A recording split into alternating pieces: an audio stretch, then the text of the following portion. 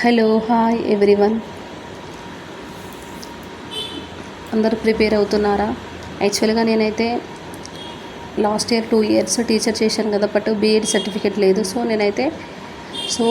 2 years ఇక B Ed అయితే చేయాలనుకుంటున్నాను.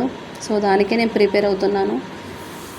అయితే యాక్చువల్గా ఈరోజు వచ్చేసి నేను ఇందులో టాపిక్ వచ్చేసి టీచింగ్ యాప్టిట్యూడ్, కంప్యూటర్ అవేర్నెస్ ఉంటుంది, మ్యాథమెటిక్స్, ఇంకా జీకే జనరల్ నాలెడ్జ్ కూడా ఉంటుంది.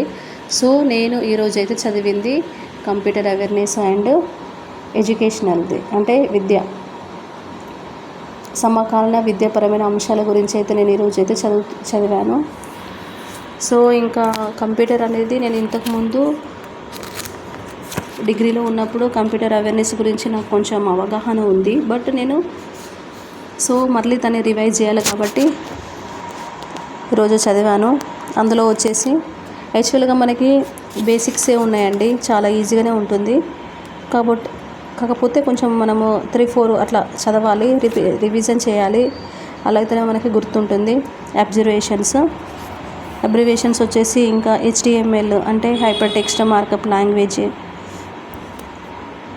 ఇందులో కొన్ని కంప్యూటర్ గురించి, కొన్ని మనకి హై లెవెల్ కంప్యూటర్స్ ఉంటుంది. హై లెవెల్లో కొంచెము బేసిక్, పాస్కల్, కోబాల్, ఫోర్ట్రాన్ అంటే ఫార్ములా ట్రాన్స్లేషన్, కోబాల్ అంటే కామన్ బిజినెస్ ఓరియంటెడ్ లాంగ్వేజ్. ఇట్లా పాస్కల్ ఈ లాంగ్వేజ్ అనేది 1971లో రూపుదిద్దుకుంది. యాక్చువల్గా ఇంకా అబ్రివేషన్స్ వచ్చేసి ఈమెయిల్ అంటే electronic mail, WW, world wide web, HTML, hyper text markup language, HTTP, hyper text transfer protocol, URL, uniform resource locator, FTP, file transfer protocol. ఇలా అయితే abbreviations అయితే చదివాను. ఇంకా wifi, wire line fidelity, DTH, direct to home, ఇంకా networking ఇలా ఉంటుందండి, చాలా బాగానే ఉంటుంది. ఇంకా వచ్చేసి LAN, MAN అంటే wireless network area, local area networks. ఇంకా అందులో కొన్ని మనకు డయాగ్రామ్స్ ఉంటాయి, ఆ డయాగ్రామ్ను బట్టి మనం ఈజీగా నేర్చుకోవచ్చు. ఇవి నేను ఇంతకుముందు డిగ్రీలో ఉన్నప్పుడైతే ఇది వచ్చేసింది. సో అప్పుడు కొంచెం నాకు ఐడియా ఉంది. ఇంటర్నెట్ ఇంకా వాట్సాప్ను కనుగొన్నది ఎవరు, వైఫైని ఏ విధంగా కూడా పిలుస్తారు. నేనైతే విజేత కాంపిటీషన్స్ బుక్ నుండే ప్రిపేర్ అవుతున్నాను ఫ్రెండ్స్. ఎందుకంటే నేను ఇంకా అదే నాకు బెస్ట్ అనిపించింది మంచిగా. ఎందుకంటే అందులో మనం చదివింది నాకు అది ఎగ్జామ్లో పక్కా వస్తుందని ఒక నమ్మకం. సో నేనైతే విజేత కాంపిటీషన్స్ బుక్ అయితే తీసుకున్నాను. ఇంకా 1 మంత్ ఉంది. యాక్చువల్గా ఇది June 1st ఎగ్జామ్ కదా. సో ఇప్పటి నుండే ప్రిపరేషన్ చేయాలి, బట్ రివిజన్ చేయాలి. Most important revision. మనం వితౌట్ ఎంత చదివినా కానీ రివిజన్ లేకపోతే మనం చదివిందంతా ఏమి గుర్తుండదు. ఇంకా లైఫ్ అయిన కనుగొన్నది ఎవరు, హెరాల్డ్ హస్. బైట్కు 8 బిట్స్ ఉంటాయి. కిలోబైట్ అంటే 1024 బైట్లు. కంప్యూటర్ మెమొరీని బైట్లలో కొలుస్తారు. 1 మెగాబైట్ అనగా 1024 కిలోబైట్లు. ఇంతకుముందు అయితే నేను ఇంగ్లీష్ మీడియంలోనే చదివాను, బట్ ఏంటంటే టీచింగ్ యాప్టిట్యూడ్ కొంచెం ఇంకా విత్ స్టడీ గురించి అందులో కొంచెం తెలుగులో ఫిజిక్స్ అయితే నాకు తెలుగులోనే కొంచెం క్లారిటీగా తొందరగా అర్థమైపోతుంది అనేసి నేనైతే తెలుగు మీడియంలోనే తీసుకున్నాను. ఒకవేళ యాజ్ యువర్ విష్ మీరు ఇంగ్లీష్ మీడియంలోనే తీసుకోవచ్చు. సో నేనైతే తెలుగు మీడియంలోనే చదువుతున్నాను కాబట్టి ఇలానే నేను మీకు ఎక్స్ప్లెనేషన్ చేస్తున్నాను.